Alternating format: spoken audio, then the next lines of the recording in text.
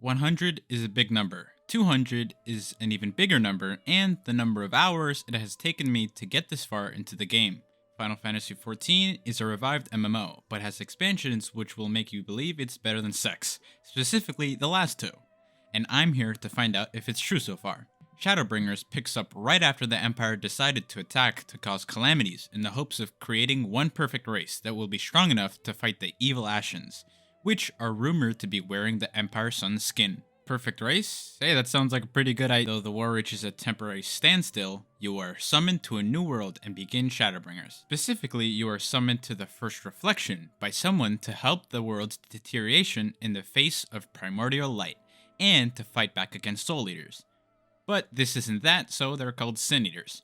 Your world was scattered into 13 reflections, or shards, but number 1 needs it more because fuck everybody else, I guess. The world we're all exploring looks beautiful. I don't think we've ever had such a variety of places to visit in any expansion that looked this nice, and the general design of these places really does make it look like a fantasy world. Quests try to help make you explore and get background to areas, starting with regrouping with the Scions, which also sets up the tone for Shadowbringers. For example, Minfilia, which needs a body to possess, decides to let go of the girl she possessed and decides to rebirth herself, leaving Thancred.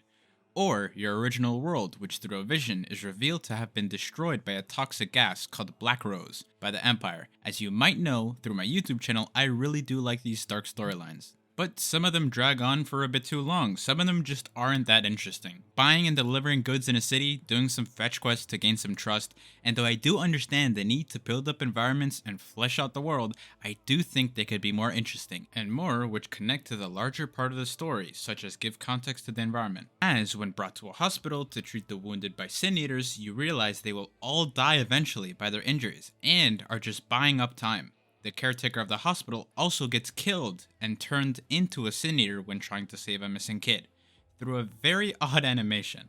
The reason I bring up animations is because of a bigger issue. I do realize this is an MMO on the PS4 as well. I do think the graphics damage a lot of the impact set pieces do have, but at that point, it feels like I'm criticizing a genre, which is why I'm holding my tongue on the lack of interaction in cities, as they just have the same shops selling items and with added levels. Back to the story, when entering Elmore, a very prestigious place, you hear that Sin Eaters can send good people to salvation and not only punish sinners, and that the owner can control them.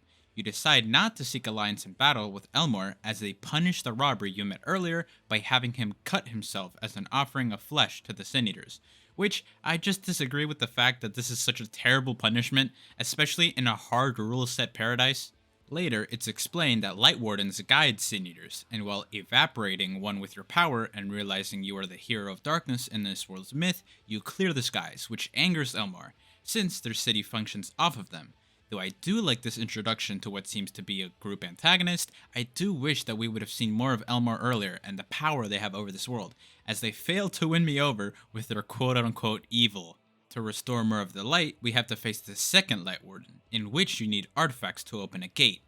For these, we have to do a lot of tedious chores from the fairies, because that's what fairies do, I guess. And when I say tedious, I mean tedious. Having to interact with new species can seem to counteract the tedium, but it didn't fully for me. It's then revealed you have to fight the king who previously killed the Light Warden and turned into one. And after killing the king, you give the throne to one of the fairies that you became allies with, since they have to be immortal to do so. I really love the dialogue on humans' immortality, making them special, and the pure fantasy I haven't really experienced before in these scenes. To end on a high note, Elmore, as its last straw with you killing the Light Warden, decides to engage in war with you. Final Fantasy's story so far, is though lacking in storytelling and presentation, includes fantasy which served as a good setup for what seems to be a huge story. But this is not only a story, it's a game with combat, and of course this includes combat dungeons, basically the only combat shown in my first 10 hours. Combat has always been bad in my opinion. All you do is spam the same moves, with directional attacks that have very generous evade windows. Dungeons also aren't very complex in their design and are very linear, literally and figuratively.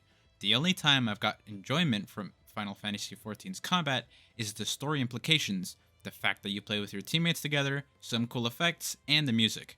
Again, not the combat in itself.